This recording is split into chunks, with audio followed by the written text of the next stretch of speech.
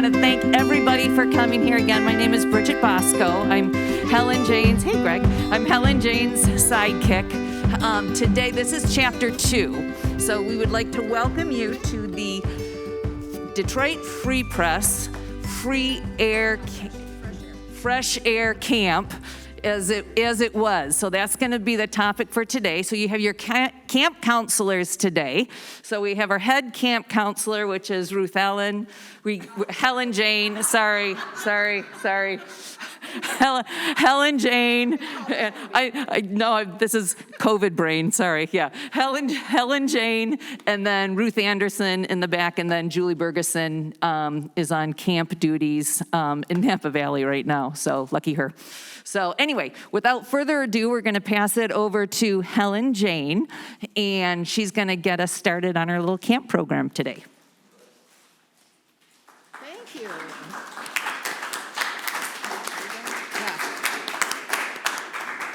Thank you, Bridget. And the first thing we're going to do, we're going to become campers. You're going to stand up and we're going to pledge to the flag. That's the first thing you would do every morning. I pledge allegiance to the flag of the United States of America and to the republic for which it stands, one nation, under God, indivisible, with liberty and justice for all. Okay, camp is now in session. Very good. Okay. Well, my first recollection of the camp was when the campers would come walking through we called it the village until a few years ago, because we were a village until 1947, and that's when I was little. But the campers would come walking through Sylvan Lake, hand in hand, two kids side by side, walking in lines, singing a cadence and singing songs. And I can still picture them walking down Inverness, 2 by 2, all these campers. It seemed to go on forever.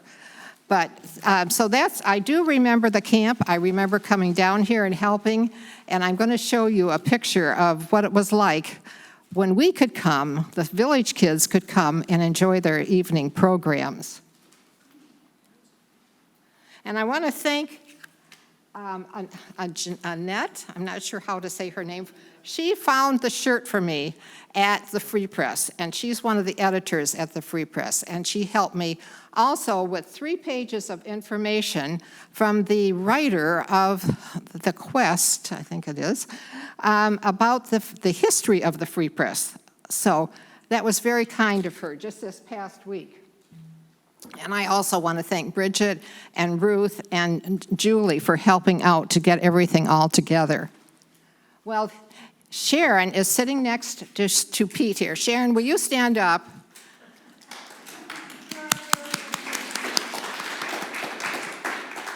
I have known Sharon since first grade. We are still best buddies, best friends. We were in each other's weddings, and it's still the same thing. So this is our very first camp experience at Camp Sherwood just after first grade.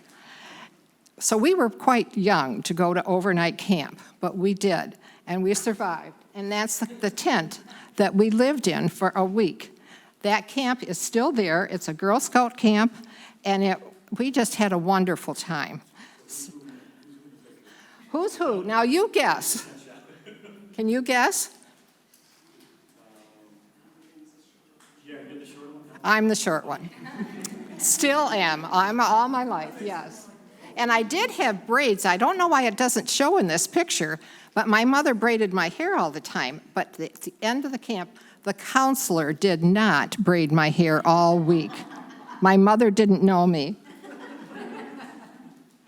So this is an old picture from Pontiac Drive of the camp when everything was here. And I just love this picture, partly because of the trees. Look at the mature, beautiful, just the way they flow down. In fact, I was on Oakwood today, and they were cutting down a great big tree. And it just makes me sick well, I won't go into that. But anyway, you've probably been experiencing it this past week or two. But you can see that they did cut down some of these trees when they made our big, beautiful lawn in the front, when we have the new community center. And this is a picture from the 1920s. And you'll see in this picture that the road, Pontiac Drive, actually makes a curve right in front of the buildings. I don't know whether it also went down to the end of the point or not, but this is from the 20s, and this is a picture that the Pepper family had. It was some relation to her that took the picture. But this shows the shoreline of Sylvan Lake all the way around to Kego. It shows Lakeview, and then the part of Garland, the houses on the lake. So this is a really neat picture. Well, we can go back. Last month, we talked about Merrill Mills and what he did for Sylvan Lake. Merrill Mills is the one that purchased all of this land from what is now Telegraph to what is Beverly. That's right. And then he contacted 5 of his friends, and they developed the Sylvan Lake Improvement Association, where that's when they built the Sylvan Lake Inn.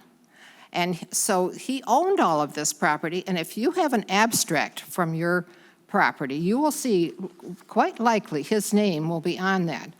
An abstract lists all the people that ever owned the land that your house is on.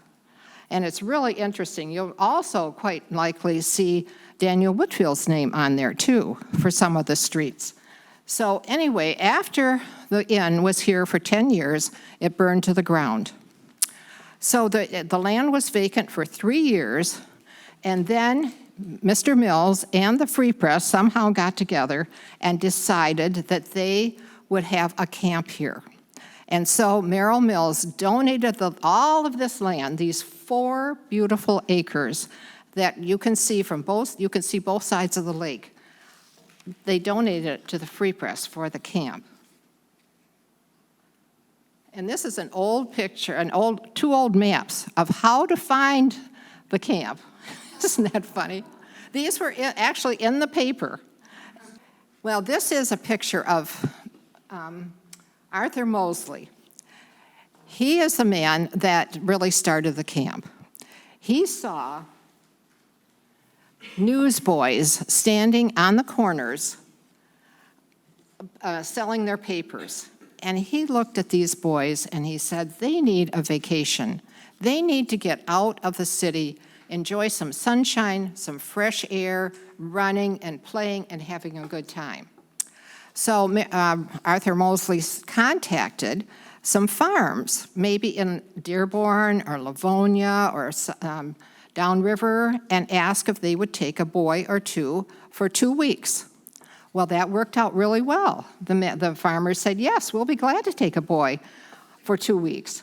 Well, when the boys came back home, he asked them how it went, and as it turns out, the farmers made the boys work for their keep, which was not his idea at all. So that's when he had the idea for the camp, to bring the boys out here and so they could enjoy the things that we enjoy every day. We just take it for granted. But if you lived in the city with all cement, so few trees, no place to run and play, this would be heaven. So, this is an article. I want to read you some of this. I put this on Facebook. It really is the essence of the camp. It said, it is rated the cleanest camp in the state by the State Board of Health. Until 1940, when John S. Knight became the Free Press publisher, funds were solicited to support the camp. The paper making up the deficit. Mr. Knight decided to quietly foot the bill. There have been anonymous contributions since the first year from $15 from Faith, a lady in and another one from a lady in Bloomfield Hills who supplied apples for the summer, and men in the Lakes area who came to do carpentry work at the camp, and the Knights of Pythias and other fraternal organizations and church organizations came to help put the camp together. And then we have Mrs. Bruce Cleveland. Now, this is something I forgot to tell you the last time. You know, our Ferndale Beach, that is a gift from the city, from Merrill Mills' daughter, Cynthia Mills Cleveland. And I'm sorry I didn't tell you that, but that could have been 15 building lots where our Ferndale Beach is. And instead, she gave the land to the city. And this land was given to the city. So 2 big, important recreation areas have been given, free of charge, just given to us, which is so wonderful. So, but Mrs. Cleveland and her father, Merrill Mills, gave chicken dinners every Wednesday and every Sunday as long as they were alive. That's what their meal was, and they paid for it for every Sunday and every Wednesday. And they also, and I know Merrill Mills also supplied a speedboat, so the kids could go out in a boat. And it says, with cooperation of 76 charity organizations, the Free Press selects children whose family circumstances are such that they could not get a country outing in any other way. Because a lot of people have asked how the children were chosen.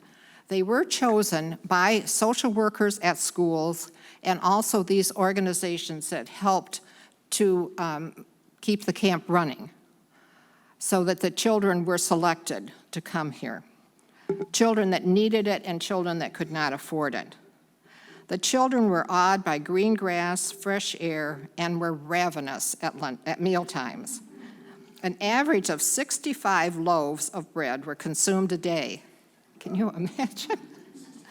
And 65 gallons of milk were drunk a day. Now, this is over 100 kids, but even so, if they put it on their plate, they were expected to eat it.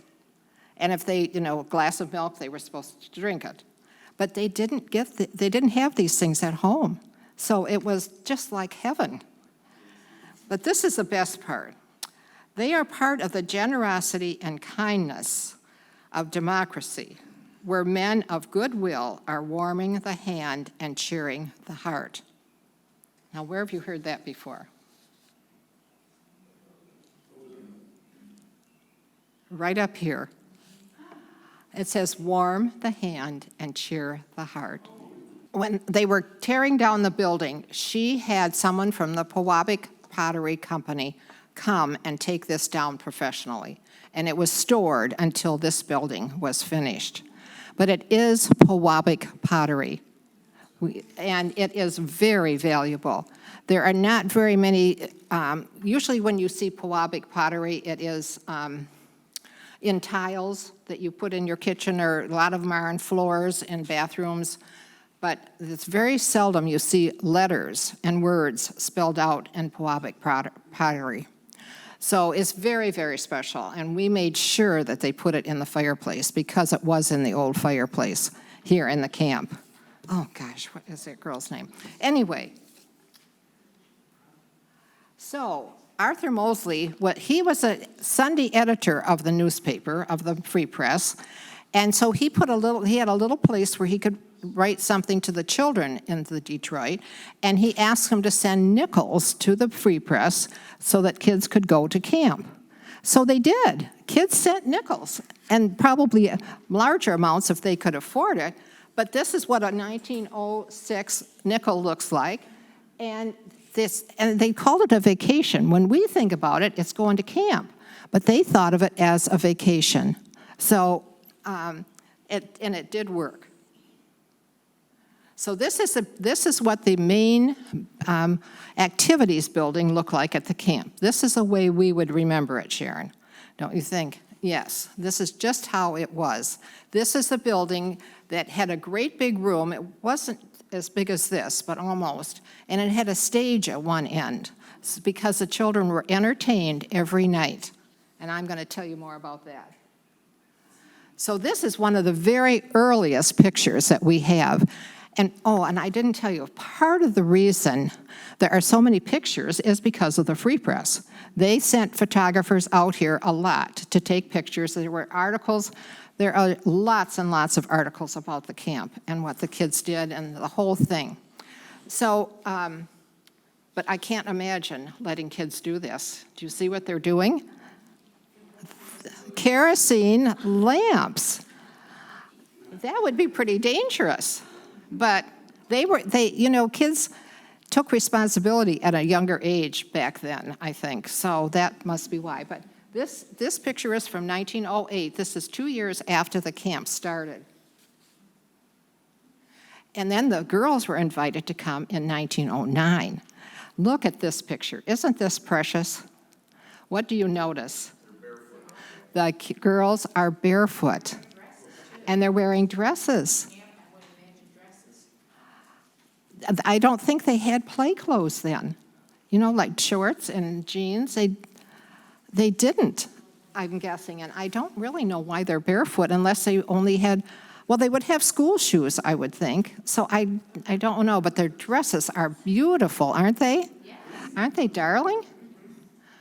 So anyway, when they first started, they would, when the girls first started coming, the boys would have their week and then the girls would have a week. They weren't intertwined, but later on, they were.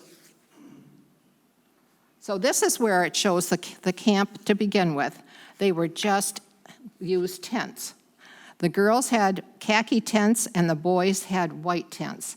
And each tent cost $15, and they would put that in the paper and they would raise money for a tent that then they would get all the kids to sleep in. This is 1909, wow. And here they are waking. Now you can tell this is from the Free Press. This is kind of staged, but. And here's another one of the camp. You can see, this is when they started having cabins. And that's when the men in the area would help do that. And you can see where the road goes around the front in this picture too. And this is what we did when we first started. The first thing they did, they would have reveille in the morning, and then they would say the pledge. They would all come outside, but they might have even gone swimming first. It said swimming was the best appetizer before breakfast. The kids would swim. Sharon and I would get up in the morning. We would race. We would put our bathing suits on right before breakfast, and as soon as we were finished, we would race to the lake. Manita and Maureen, our other friends, lived a block from the lake, and we tried to race to see if we could beat them to the lake, and they were usually there, but that's where we spent the summer. So this is, in fact, the picture, the building on the left is the dining hall. The dining hall was designed by Albert Kahn. You know who he is? A very prominent Detroit architect. Well, there's an association called Countryside, I'm really all out of order here.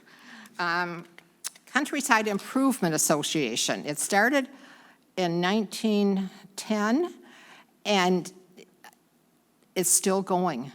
There are still women that meet with this organization, and what they do is charity work for organizations that need it. This group was the first one people would come out here from the city, and they would just plop down on somebody's lawn that was on the lake, and they thought that was okay. Well, that was not okay if you lived there. So they started parks where people could drive out, have their picnic in a park, not on somebody's private lawn. That's the kind of thing and they also put oil on the roads because the roads were all dirt to keep the dust down. Those are the kind of things that they did. So they provided this dining hall. Some of the ladies come out to visit, and the kids didn't really have a good place to eat. So that was their idea to build this dining hall. And unfortunately, we did not know it was designed by Albert Kahn until after it was raised in 2008. And I feel bad about that.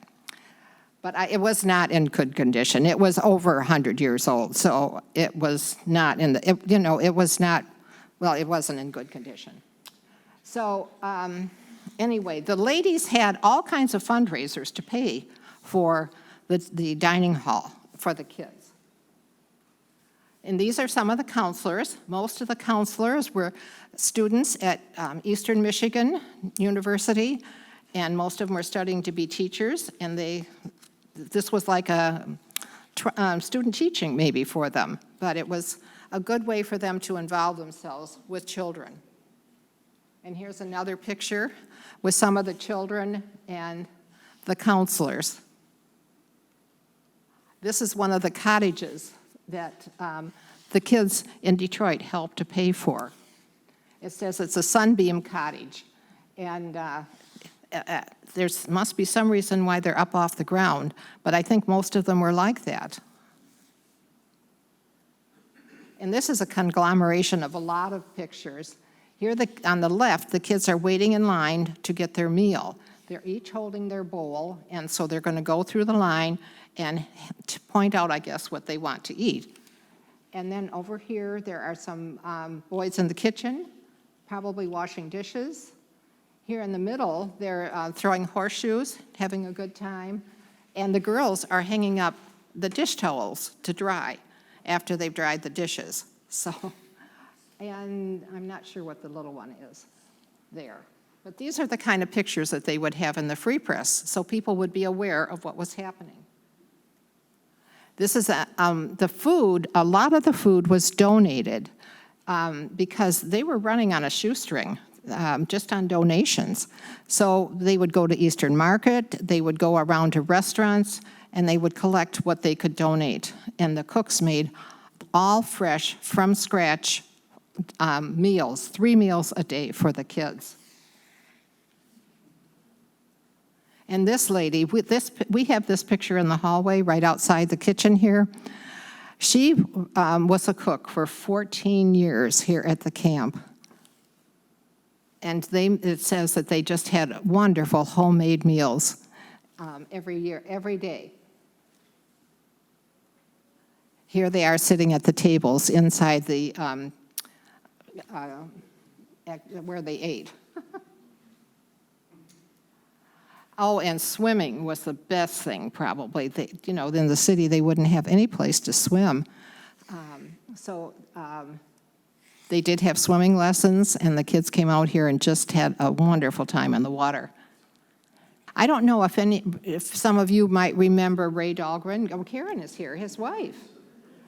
Ray Dahlgren was married to Karen, and he passed away 5 years ago. Well, Ray's father was a doctor, and he took care of the kids at the camp for free. If somebody had a sore throat or hurt finger or whatever, he would come down to the camp and take care of the kids. He also took care of the sports teams. He would give physicals for the sports, baseball and football. Soccer wasn't played at that time, but he was a wonderful man. I remember him well. In fact, he was our doctor when I was growing up, and I remember him coming and sitting on the edge of the bed to see, if I did have the measles and other childhood diseases, and he would sit there and take care of us. So he was a wonderful man. And baseball was always a big thing. In fact, I just read about the Tigers. I couldn't believe it. Anyway, this is a national pastime. It still is. It was back then. And here's more swimming.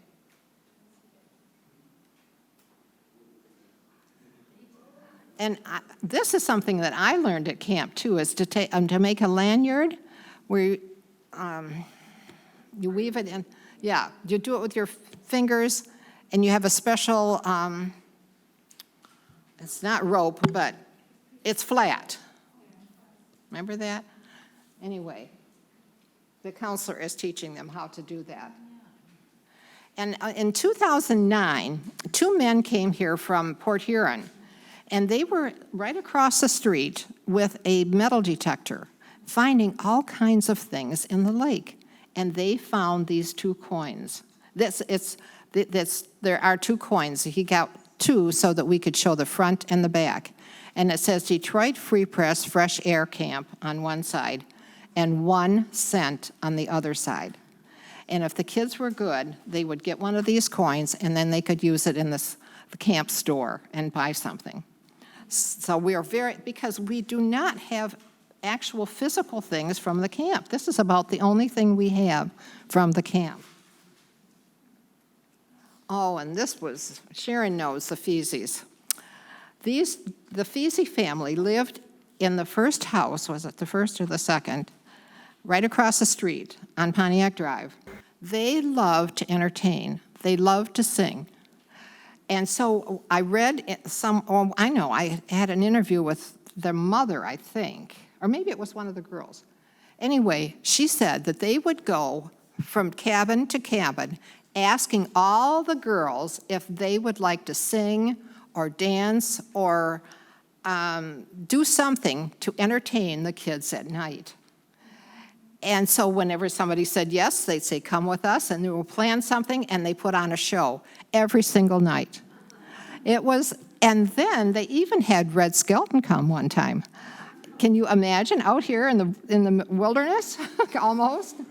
But they were wonderful. And you can see, this is where Sharon and I come in. When we were invited as village kids to come and watch the shows at night. We didn't come every night, but once in a while. We would meet on the bridge, and then we'd come into the big building, and we'd sit on the floor and watch whatever was going on. It was just more fun. And the other thing, they showed movies. We would have to go to the Kego Theater to see a movie. The movies just weren't around here at that time. So that was really fun. And Miss Merrill Mills supplied the movie projector for the movies that they showed. So he did an awful lot for the camp. And these are more things that the kids have done at the camp. And this is Roy Gamble. Some of you might remember Shar and Ken Campbell that lived down on the point further down. Well, this is Ken's uncle. He was a famous artist. He did a lot of paintings of professional and political men. Some are hanging in the Capitol in Michigan, in Lansing. And he lived here like in the summertime. He had his own house in Detroit, but he would come out here in the summertime. He painted nursery rhymes on the outside of the cabins. They were just darling. And he painted, well, and one of the displays over there are some of his paintings. He loved to use the children at the camp as his models. So that was very special that he would be here and that he would do this. Here he's doing a picture of Ty Cobb. Does it say that? He also painted, I'm going to tell you more about him and more about, because he painted the picture that we have that's now hanging in City Hall of Mary and her little lamb, and how that came to be, and how we came to get it. He earned a gold medal at the Scarab Club.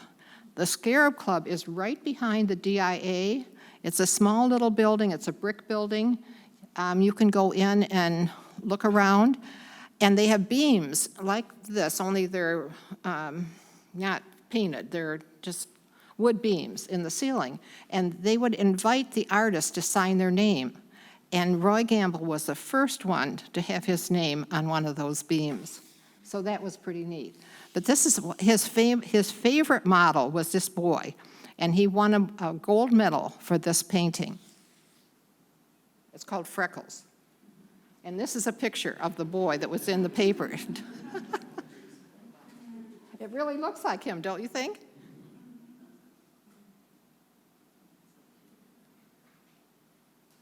And this is another man that painted pictures on the outside of the cabins.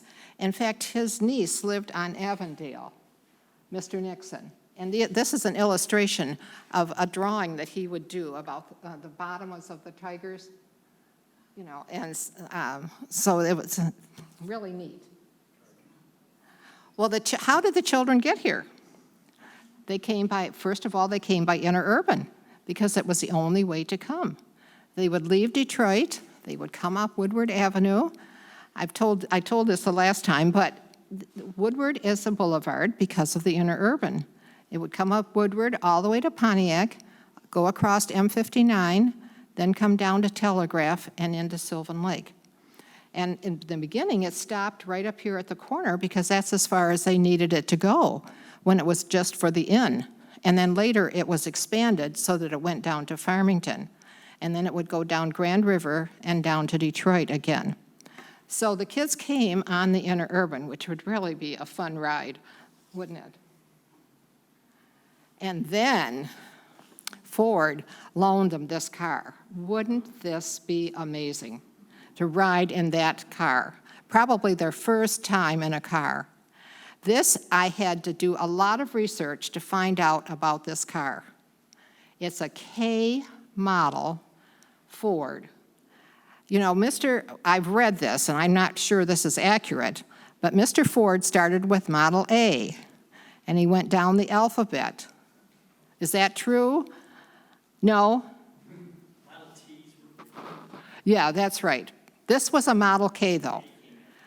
The interesting thing about this is those headlights were gas headlights, could that be true, with real fire in them. Isn't that amazing? So, anyway, I thought that was really amazing. So it's a really neat car, and especially with a convertible. Yeah, and then later they came on buses out here.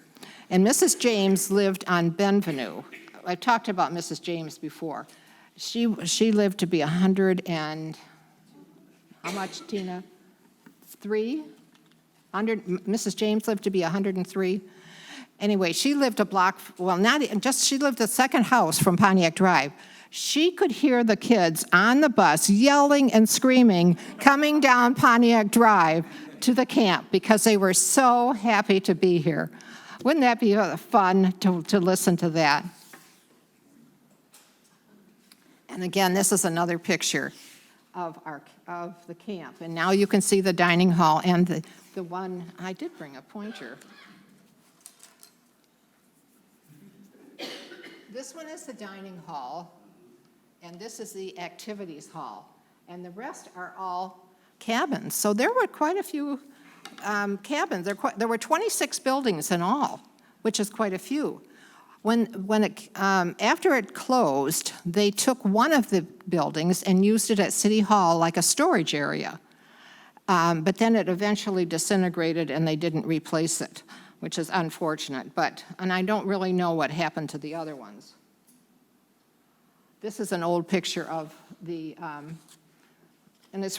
camp, and it's really too bad they cut down so many trees. But I know that they used to play baseball on the front lawn a lot, and it seemed it used to have a higher hill going down there too. Another one of all the kids. This is at the end of camp. 1937, camp comes to an end for the year. This year, 1,436 kids came from poorer sections and were given a vacation at Sylvan Lake. The fresh air camp having one of the most successful seasons in history, way back then in 1937. This is something that is neat. The camp was closed up then at the end of the season, let's say before school started, when the kids had to get ready to go back to school. So the teenagers in Sylvan Lake decided that they wanted to have a place to have dances and have gathering place, to get together and play ping pong or play games. And so remember I talked about the men's club the last time? The men's club had this box lunch social where they sold the boxes, the lunches, and that money went into a kitty, and it bought it bought a jute box and some fuel oil and a furnace to heat the building because there was no heat in it, so that the teenagers could come down here and have a good time that lived in the village. So this is, and you can see behind them, all of the furniture is stacked up because the camp was over for the year, but that they made arrangements. And remember, Brian Weideman was here last time, and his brother Bruce did the same thing when his daughter became a teenager. Nancy was his wife, Debbie. So that was really, things carry on, which is really fun. And so in 1944, the city sent a Christmas card to all of the men in service. They were all in World War II. And this shows that the camp is closed up for the winter. But they showed 6 pictures, and I will show you all of them eventually. But this is what the camp looked like when it was all closed up for the winter. But this is where the teenagers wanted to come and have fun. And these are my next door neighbors, the Pfeffer kids. This was a long time ago. But you can see the camp buildings in the back, even in 1965. Chuck would probably shoot me. This is another picture after, in 1968, this might be the first, you think so, Tina, the first ice cream social put on by the Garden Club. And do you think this might be the first? Could be. And you will see that the activities building is on the right and the dining hall is on the left. They're 2 separate buildings. Well, eventually, John Martin and his father brought the 2 buildings together. You see there's a breezeway in the middle. That's what John Martin and his dad and a whole lot of volunteers did. But John told us when we celebrated this building that they had a few beers, and when they came to the corner like this, they didn't exactly meet with putting the shingles on the building. I don't know if they ever corrected it, but I don't know. Anyway, this is what our community center looked like in 2007 before it was raised. Now, some of you were not living here then, but we enjoyed it. It was fun. It was really fun. So I think I need to go back. Yes, I need to talk about that. So this is the fireplace in the activities building that we now have in our fireplace here, which is very, very special. Let me see if... Oh, I wanted to show you that. I did show you that one. Okay. Can you... Yeah. Do you recognize anyone in that one? This is about like Mrs. Monteith. She was the best Brownie and Girl Scout leader. All the mothers took turns when we were growing up, but she was the best, I think. Except Sharon's mother was a nurse, and she taught us how to make hospital corners, which I still remember, but I don't do it anymore. But anyway, all the mothers took turns for a year to do brownies and Girl Scouts. So Mrs. Monteith, though, really was wonderful. So I want to show you this. Well, I'll show you after. But we're cooking on a Bunsen burner. Have you ever seen one of those? I brought the can and the whole thing. I'll show you. Maybe, Bridget, you can go over getting there's 2 tin cans there. Lift one up, and there's another one underneath.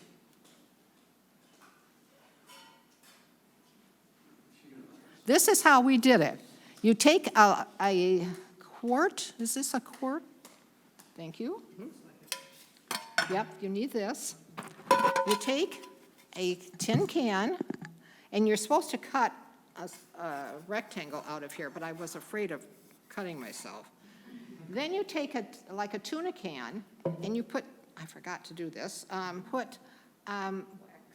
you fill it with wax, but you also have cardboard in here in a circle, and you put that under like that, and you can cook an egg on the top, or a or a grilled cheese sandwich, or whatever. So you need a church key to do it, and it needs to go around this way. But it would be fun for kids to do that, to see if what they could cook on there. So that's something that we learned, thank you, as Girl Scouts. And this is the directions, which I left up there if anybody's interested. So this is what the community center looked like about 1970, when the city became earnest, I guess, or interested in really making this into a community center. That's when John Martin and his father, whose name was also John, but they are not, our John is not a junior. Anyway, this is what it looked like, and you can see the breezeway in the middle. And the one thing that they did was they put a bathroom in that breezeway. Maybe there were two. Do you remember? There were two. I think so too. It was in the breezeway part. There was also a basement. Yes, yes, there was a basement, and it was all a Michigan-type basement. And then some people got together and made it into a library. It was really neat. You had to go down some stairs. It was a basement. So, but we just had a good time there. We had, well, that's it there, and this is I showed you. And this is, you'll see this right outside the door. This is our wayside sign that tells about the camp and what happened here. And this is a proclamation when the Detroit Free Press gave the land and the buildings to the city of Sylvan Lake. And it says in here that the Free Press decided to stop running the camp because they wanted to develop other charities. And I looked on a website, and it does list the Marathon as their main charity now. And I mean, maybe even hundreds of other charities are linked to the Marathon. And I emailed the gal who got me the shirt, but she didn't answer me, so I don't know that for sure, that this is their only charity, the Marathon, but it's really huge. So you can see that they branched out, and now they help other charities with their philanthropy work. And then this was a sign that was out there, and this is the way it was just before it was torn down. And this is the morning that it was almost gone. I kept watching and ran over here when they brought the big trucks. And this is Rob Gallus, who was the contractor who built this building that we're in right now. He lives on Woodland. And here they're getting started. And this is the group that met every single week to develop this building. That is real dedication. I think that's wonderful.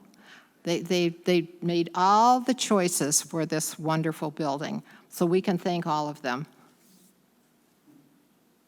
Now, the two on the top right are contractors, so they don't live here, but I think everybody else does. And then we had a dedication, and the lady in the middle is Anna Lee Kennedy. Her family started coming out here in 1914, and they had 5 cottages along Lakeview, and they are all gone now. It's very sad, but they were all almost the same.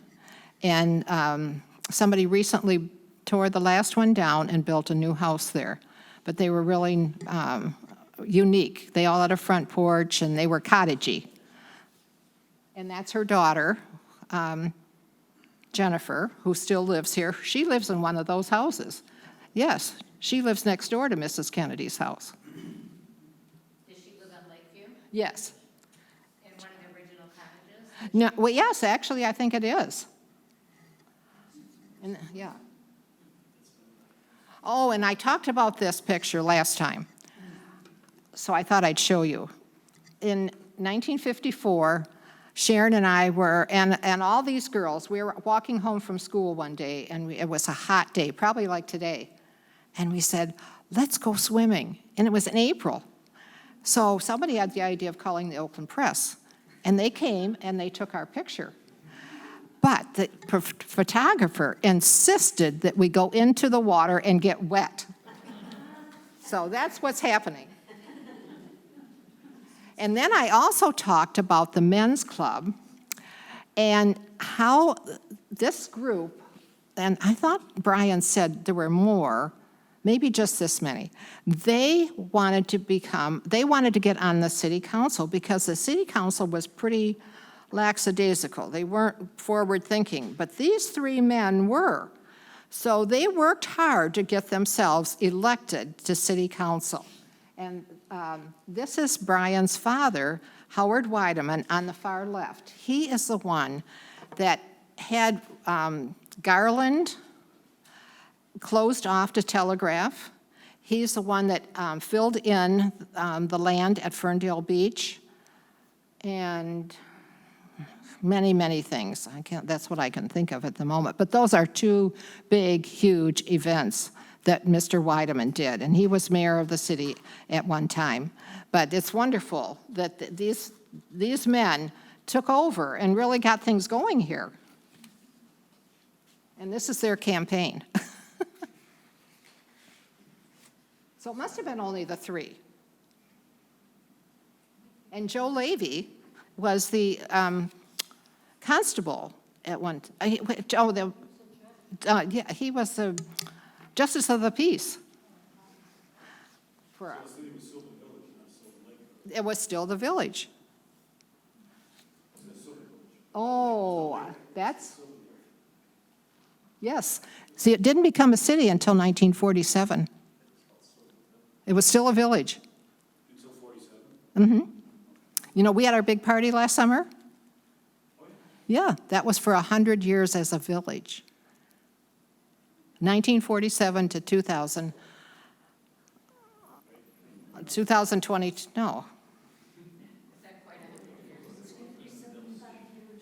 75 years as a city this year and 100 years as a village. Yes, it was a village in 1922 to 2022, and a city this year is the 75th anniversary as a city. Thank you, Feather. Was your family here 75 years ago? Yes. My parents bought a house on Inverness, the one, you know, anyway, my memory isn't working too well. Pam lives there. Yes, they bought that house in 1938 for $4,300. I don't know how many square feet, I really need to find that out.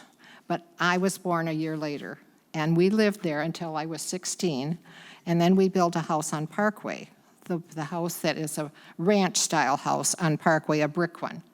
And then I lived there. Yes, right next door, almost next door, not quite. So that's how long I've been here. And then Pete and I have lived in our house for 51 years on Garland. So this is my third house in Sylvan Lake, which I love. I can't imagine. Well, would any of us want to live anywhere else? Where No. was your family before Sylvan Lake? My father grew up in Detroit, and my mother grew up in Croswell, up in the thumb of Michigan. And my mother actually went to Eastern Michigan University, and my dad went to Ford Trade School for a while. In fact, I have a book from that. And then I don't know how they met, but anyway, they were married in 1933 in Drayton Plains, which is no longer a city. Oh, it isn't? No. But anyway, it was actually because of Tom and Eileen Whitfield and aunt and uncle moved out here before my parents did. And my dad and Mr. Whitfield were in business together. And I think they influenced my parents to move here. That's what I have been told. So, anyway, we walked to Whitfield, we walked everywhere. We just had the run of the village. We were just happy-go-lucky kids. We just had the best time. That it was a very safe village. It was very safe. We were told not to cross Orchard Lake Road. We didn't walk to Kego. There was nothing across Orchard Lake, across Telegraph. That bridge wasn't there. We were just like a little cocoon right here in Sylvan Lake. Self-contained. Pardon? We're a self-contained We, little city. right. Now, we still don't have a grocery store, which is all these years. Oh, yes, we did have, up there next to CVS, we did have a grocery store. It was Reuters. Oh, yes. And I just acquired some pictures of that, and I will have to tell you about Reuters. It's where the wines, liquor store is at the corner. Oh, that would have been nice to have a grocery store there. It was. In fact, it was that was built about 1948, I think. I can remember my mother letting me ride my bike up there. She would send a list, and I think actually that Mr. Reuter would do the shopping, find things in the store, and then I put them in a bag, and I would ride them home on my bike. But that was a big adventure back then, and it was wonderful to have a store so close by. But now it's everything but food. When did Mr. Reuters leave Sylvan? Oh, I can find that out. I don't know. I don't know off the top of my head, but they used to also process deer there. You know, you could, yeah, in the back, you could see them hanging up in the back of the store. And then his wife put up she had a beauty salon in the back where there's a little part that's added on. My mother would go there to get her hair done. One-step shopping.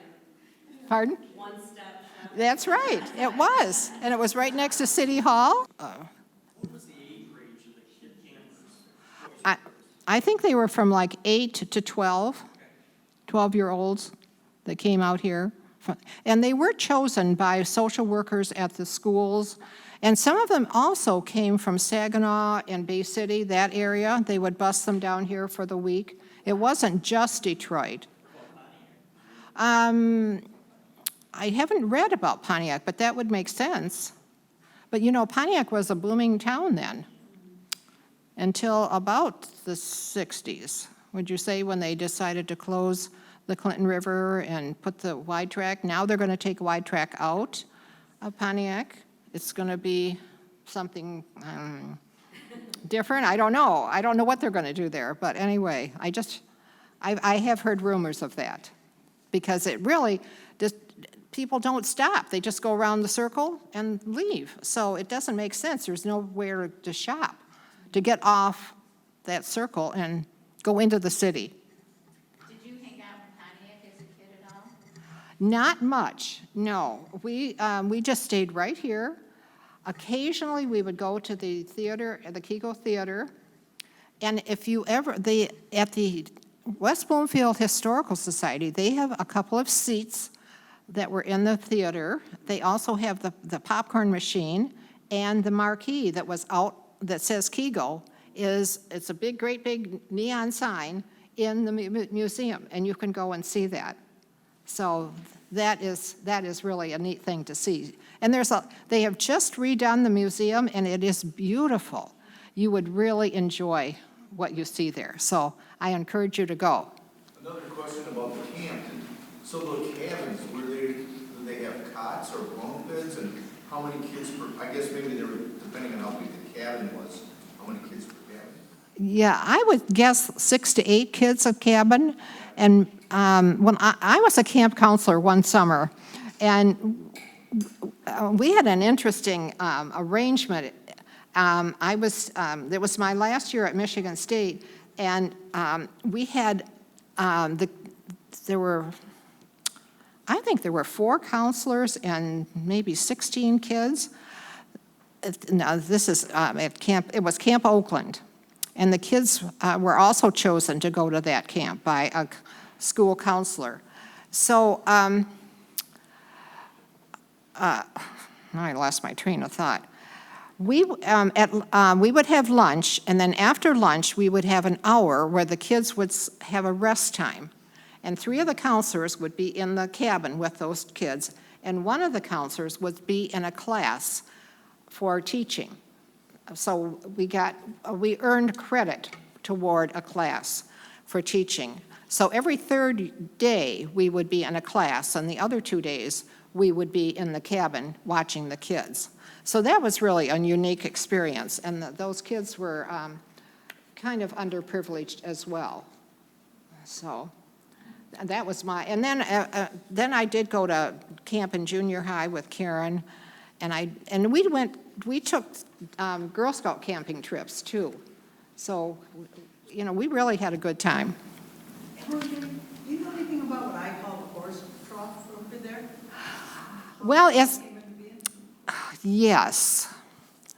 I think it was a drinking fountain. Is that what you think, Ann?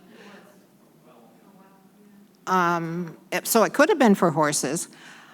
I don't remember this, but several of my friends talk about it. In fact, Ann saw a movie about horses going down Avondale. Sharon remembers. The families along the lake that had the cottages, and they had horses, and they used to ride around through the village in the evenings. Yeah, so she said, So a school teacher that had a monkey, and she used to walk around the village with them. or ride, having her basket in her bike. She had a basket on her bike.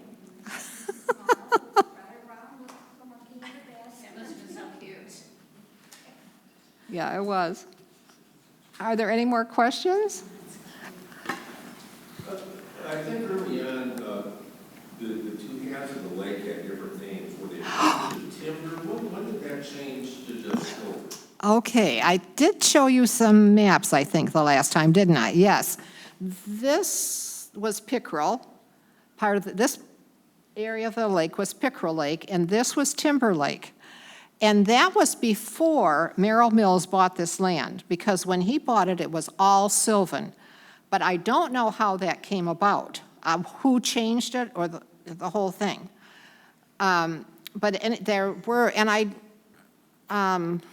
That part between the 2 lakes, there were big rocks in there, and people used to, the pin in your motor used to get, sheared off quite often. You had to know right where to go through there.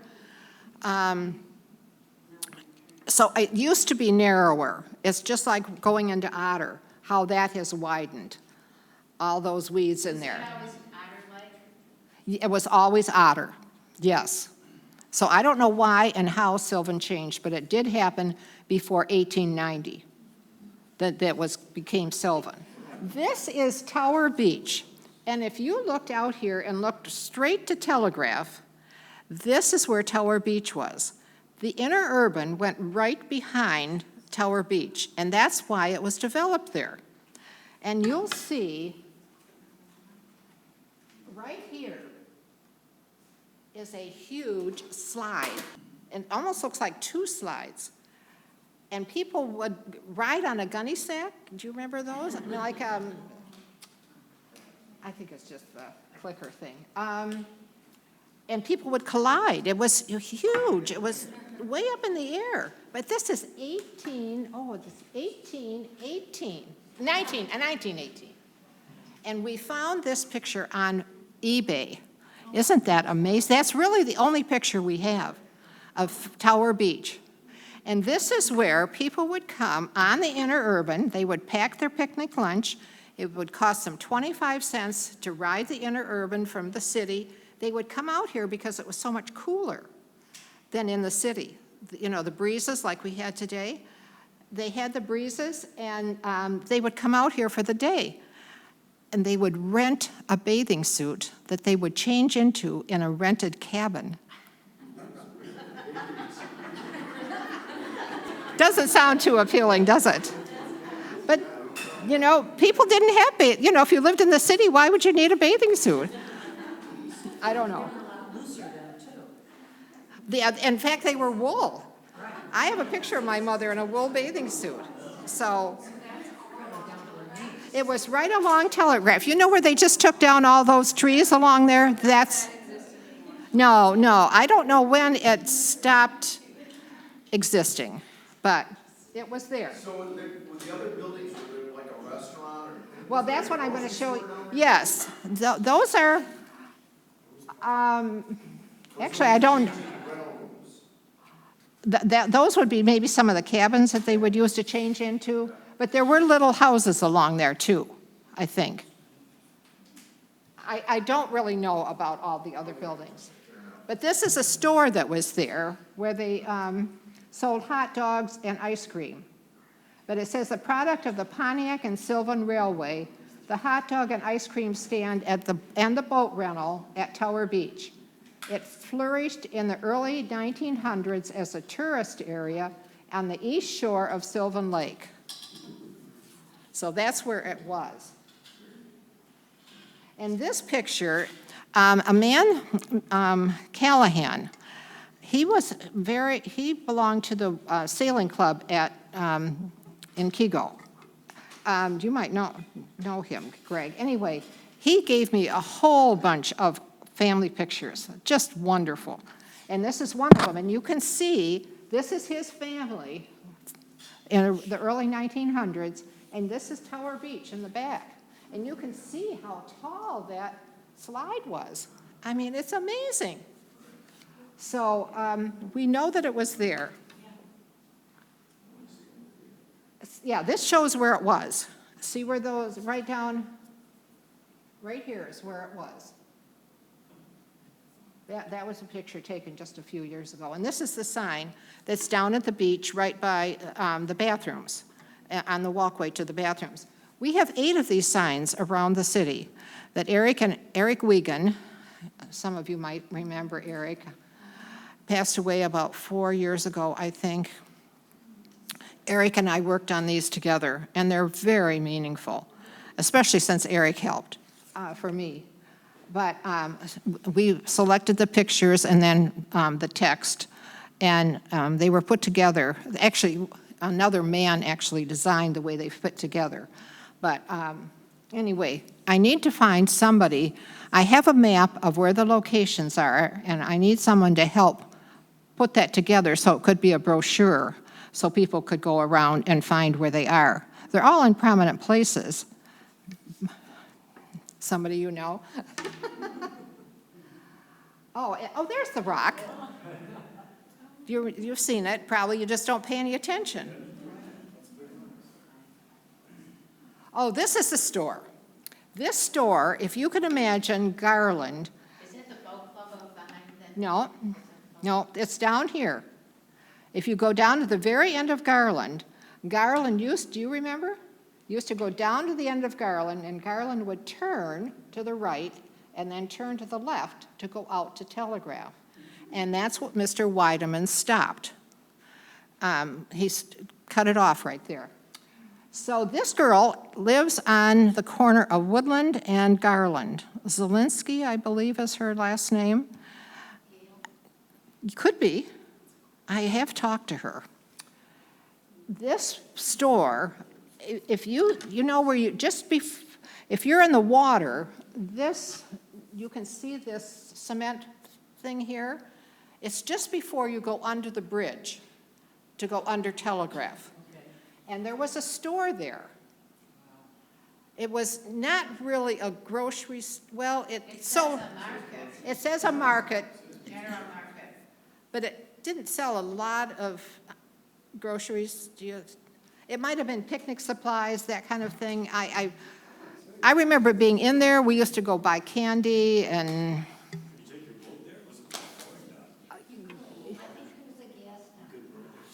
And let me show you the other picture. Here, this is a picture of the front. The other picture is from the lake. This is what I remember. This is the door you would go in. And it had a wood floor, and you could see the water between the boards. It was over the water. It was amazing. Yeah, exactly. It was open all year round. Yes, I think so. And then back to the other one. See, it had a barber shop, and well, you probably could rent boats there. That's probably why that's, yeah, right. And then the people that owned the store lived upstairs. There were apartments upstairs. So it would be in Sylvan Lake, but it would be at the very end of Garland. You know, there's where Garland, you come to the end of the boulevard, but there's still some houses down there. It would be like down there. So it was it was fun for us to go to. It was like an adventure, because I think it was open all year round. It must have been cold. Yeah, it must have been cold. No, that's not me. It's another girl that lived here. But there's another. This is when it was first opened, way, way back, the ladies. So it is cold in there. Oh, this is a sign. This shows where all the wayside signs are around Sylvan Lake.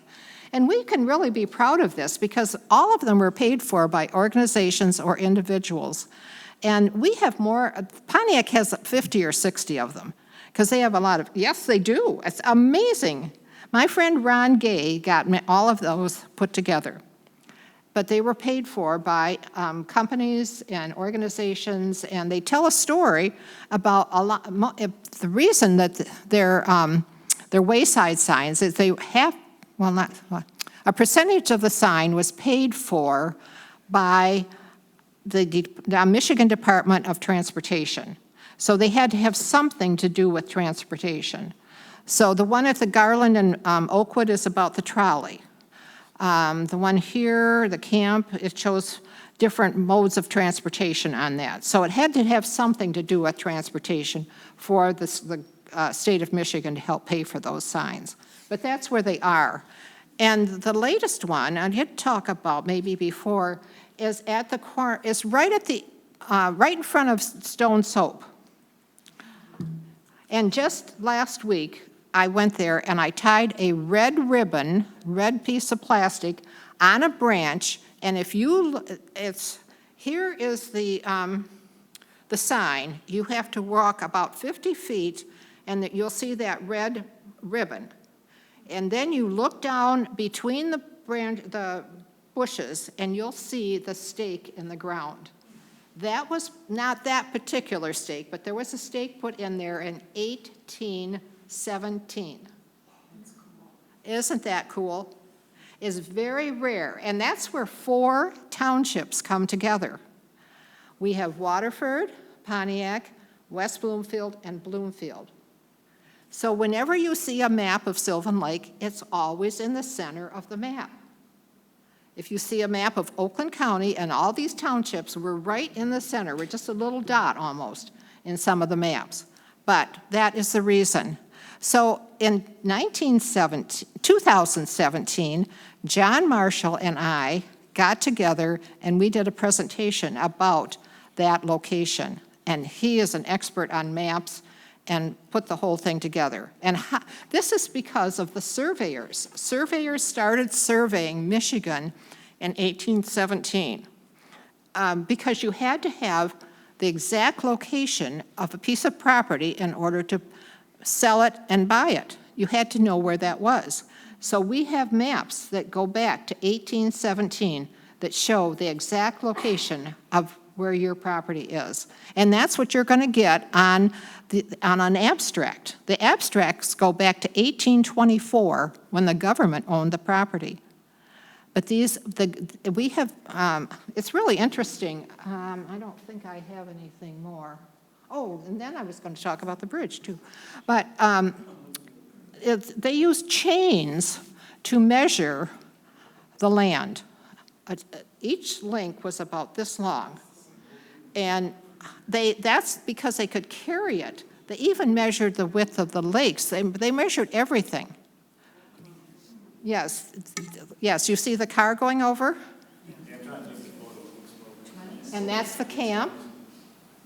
And there's the bridge. The bridge has been there over 100 years. Aren't we fortunate?